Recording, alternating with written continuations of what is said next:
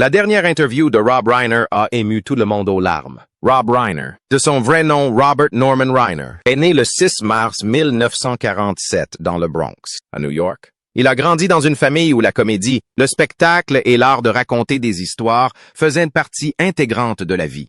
Son père, Carl Reiner, était une figure emblématique de la comédie américaine. Acteur, scénariste et réalisateur. Son travail sur Your Show of Shows et The Dick Van Dyke Show a contribué à définir l'âge d'or de la télévision.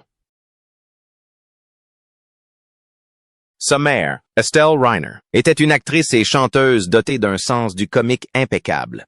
Ayant grandi dans un tel environnement, Rob Reiner s'est imprégné presque par osmose du sens de l'humour, de la rigueur de l'écriture et de l'esprit de collaboration propres au théâtre.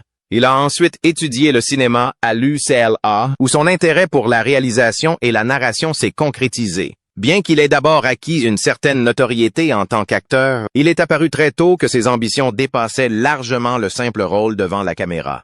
Son rôle révélateur au grand public fut celui de Michael Meathead Stivic, le gendre Frank, idéaliste et souvent querelleur d'Archie Bunker, dans la sitcom révolutionnaire All in the Family en 1971. L'interprétation de Reiner, à la fois drôle et profondément humaine, reflétait avec intelligence et empathie les conflits générationnels et idéologiques de l'époque. Pendant 8 saisons, ce rôle lui valut une reconnaissance internationale et de nombreuses nominations aux Emmy Awards, inscrivant ainsi son nom dans l'histoire de la télévision. Plutôt que de se cantonner à une brillante carrière d'acteur, Reiner a pris la décision audacieuse de passer derrière la caméra. Dans les années 1980, il s'est imposé comme l'un des réalisateurs les plus fiables et perspicaces d'Hollywood, remarquable par sa capacité à exceller dans tous les genres. Rares sont les cinéastes à pouvoir se targuer d'une telle polyvalence avec autant d'autorité. Avec This Is Spinal Tap 1984, Reiner a co-créé un faux documentaire qui a révolutionné le cinéma comique. La satire de la culture rock était si authentique que de nombreux spectateurs l'ont d'abord prise pour un véritable documentaire. Et son influence se fait encore sentir dans d'innombrables comédies qui ont suivi. Les films suivants de Reiner ont démontré non seulement sa maîtrise technique, mais aussi sa profonde compréhension des relations humaines.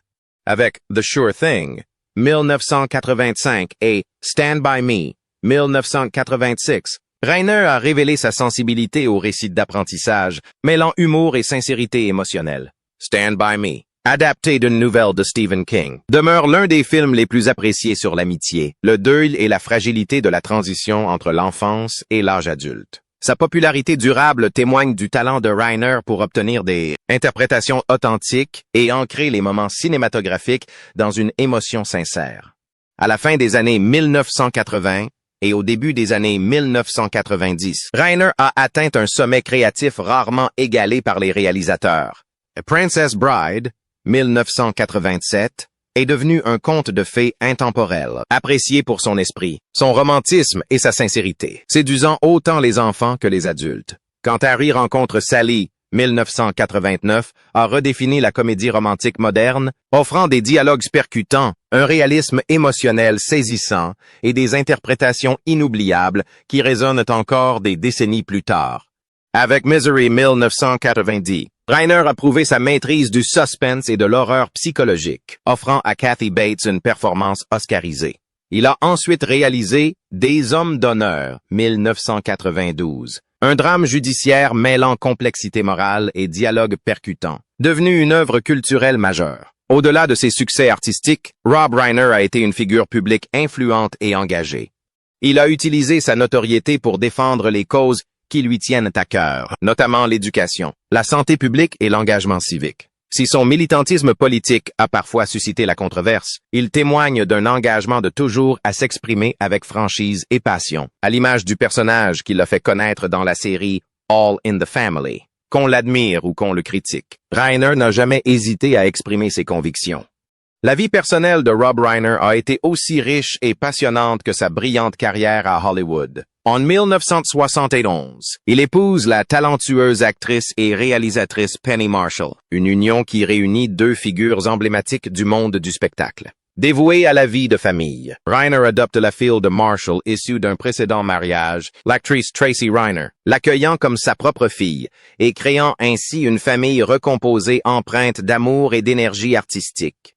Cependant, leur mariage se termina par un divorce en 1981, marquant la fin d'une étape importante de sa vie. Des années plus tard, le destin fit rencontrer à Reiner l'amour de sa vie, la photographe Michelle Singer, lors du tournage de sa comédie romantique culte, Quand Harry rencontre Sally. Leur lien était si profond qu'il influença même les choix professionnels de Reiner. Il a pris la décision, devenue célèbre, de modifier la fin du film, un choix créatif inspiré par leur idylle naissante. Leur union s'est concrétisée par un mariage en 1989, et ensemble, ils ont fondé une famille et élevé 3 enfants, 2 fils, Jake et Nick, et une fille, Romy. Leur foyer est devenu un havre de paix où la créativité, l'amour et les valeurs familiales s'épanouissaient, parallèlement à la brillante carrière de Reiner. Au-delà de leur succès à l'écran, Reiner et Singer partageaient la même passion, celle d'avoir un impact concret sur la vie des enfants. En 1997, ils ont fondé la fondation I Am Your Child, dédiée au bien-être et au développement des jeunes enfants. Leur engagement s'est renforcé en 2004 avec la création de Parents Action for Children, une organisation à but non lucratif poursuivant une double mission. Tout d'abord, sensibiliser les parents grâce à des vidéos animées par des célébrités, mettant en lumière l'importance cruciale des premières années de l'enfant. Ensuite, militer pour des politiques de soutien aux enfants et aux familles à l'échelle nationale. Par ces initiatives, Reiner et Singer ont transformé leurs valeurs personnelles en actions concrètes, laissant une empreinte durable qui dépasse largement le faste et le glamour d'Hollywood.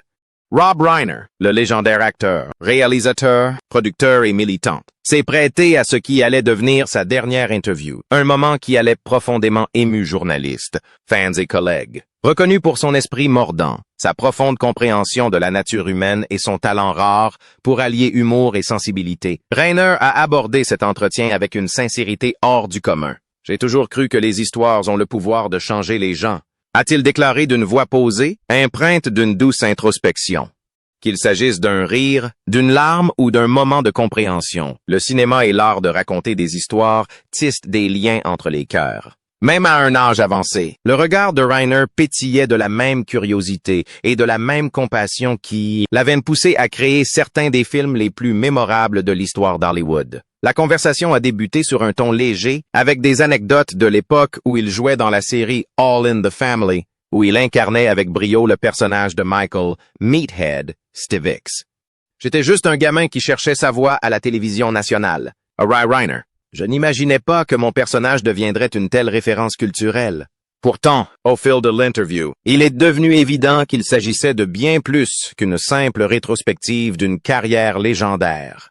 C'était une méditation sur la vie, l'amour, la perte et l'inéluctable passage du temps. Reiner s'est exprimé avec franchise sur son parcours à Hollywood, évoquant les moments forts de la réalisation de films cultes comme This is Spinal Tap, Stand By Me, Princess Bride et Quand Harry rencontre Sally, ainsi que les épreuves et les peines de cœur qu'il a traversées en coulisses.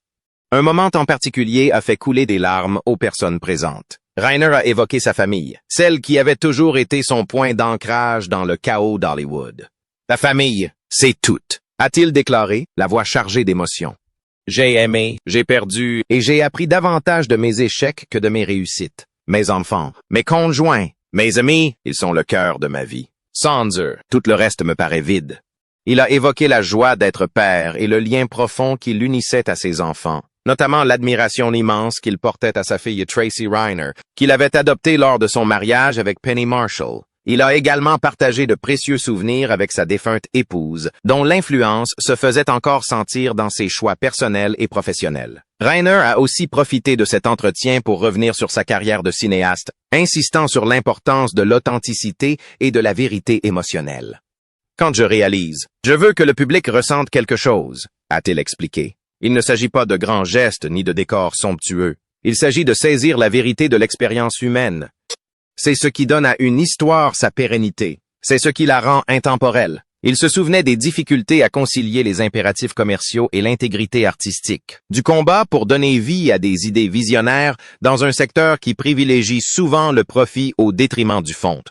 Malgré tout, Reiner a conservé son optimisme légendaire et sa foi inébranlable dans le pouvoir transformateur du cinéma. Ses réflexions sur le vieillissement, la mortalité et l'héritage que l'on laisse derrière soi étaient peut-être les plus émouvantes. « Nous avons tous une date d'expiration, que nous en soyons conscients ou non », a-t-il murmuré. « Ce qui compte, c'est ce que nous offrons du temps dont nous disposons, l'amour que nous partageons, les histoires que nous racontons, le courage dont nous faisons preuve face à la peur. J'espère en avoir fait assez, mais je sais que ce qui importe vraiment, c'est l'impact que j'ai eu sur la vie des autres. » Tandis qu'il parlait, on sentait une profonde sérénité, une douce conclusion à une vie pleinement vécue, riche de triomphes, de regrets, de rires et de larmes. À la fin de l'entretien, l'émotion était palpable. Des journalistes, pourtant préparés à une rétrospective de carrière classique, se retrouvèrent à essuyer leurs larmes, bouleversés par la sincérité et l'humanité à fleur de peau de l'une des figures les plus aimées d'Hollywood. Reiner, toujours aussi lucide, esquissa un sourire doux et déclara « Je ne veux pas qu'on me prenne en pitié. Je veux simplement qu'ils se souviennent que la vie est précieuse et que les moments les plus importants sont ceux que l'on partage avec les autres. » À cet instant précis, la pièce parut plus intime, plus chaleureuse et infiniment plus riche, comme si l'essence même de Rob Reiner, son génie, son humour, son cœur immense, s'imprégnait discrètement en chacun de ceux qui avaient la chance d'y assister. C'était une interview qui transcendait la célébrité, les grandes étapes de la carrière et le glamour hollywoodien.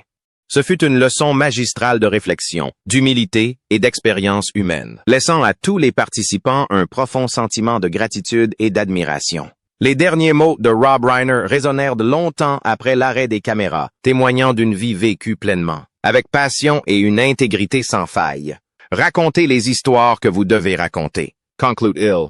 Aimez passionnément. Riez souvent et n'oubliez jamais que même les plus petits gestes peuvent changer le monde. Il a déclaré que sa famille, bien que juive en apparence, n'était pas pratiquante, reflétant ainsi le contexte culturel et social plus large de sa famille. Malgré cela, Reiner a célébré sa bar mitzvah, un rite de passage important dans la tradition juive qu'il a décrit plus tard comme une étape culturelle plutôt qu'une expérience profondément spirituelle.